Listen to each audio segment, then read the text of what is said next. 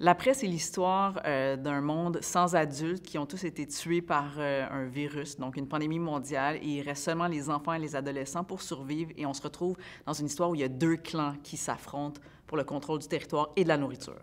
C'est rare que j'écris sur l'actualité, mais j'ai eu envie d'écrire ce livre parce que j'ai une fille de 11 ans à la maison qui avait beaucoup peur, en fait, de la pandémie, puis qui pensait que tous les adultes allaient mourir, puis qu'elle devait s'occuper de ses petits frères et sœurs. Et donc, c'est comme ça que l'inspiration est venue, puis j'ai eu envie d'être en contact avec les adolescents, principalement. Donc, c'est de là que m'est venue l'inspiration de cette histoire-là, pour les rejoindre.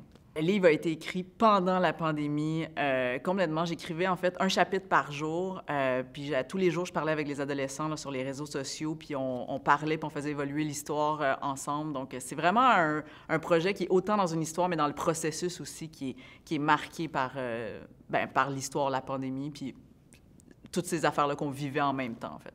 Bien, en fait, l'inspiration directe du livre vient d'abord vraiment de ma fille la plus vieille, qui avait vraiment peur de ce virus, en fait, qu'on a eu dans la pandémie, puis qui tuait beaucoup de gens. Elle a pensé que tout... Puis à un moment donné aussi, il y avait comme les enfants étaient moins touchés, en tout cas, on n'en parlait pas. Fait qu'elle s'était vraiment fait ça dans sa tête. Donc, c'est vraiment une inspiration qui était pour la rassurer, pour dire, OK, on va faire un catharsis de ça, là, on va comme passer au travers, ça n'arrivera pas. Donc, c'est vraiment elle, mon inspiration numéro 1 pour cette histoire-là.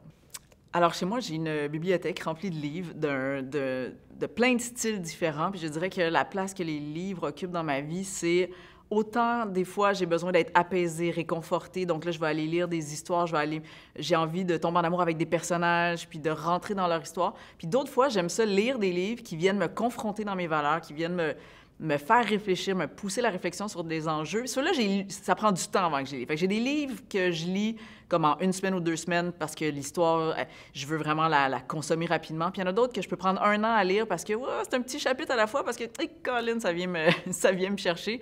Mais dans le bon sens, là, ça me fait évoluer, réfléchir. Donc il y en a chez nous, c'est sûr. Il y en a partout. On en a à tous les jours. Je lis à tous les jours depuis très longtemps. 8 mois, 16 jours et 4 heures. Depuis que la pandémie a décimé tous les adultes de la planète, il s'est écoulé 8 mois, 16 jours et 4 heures.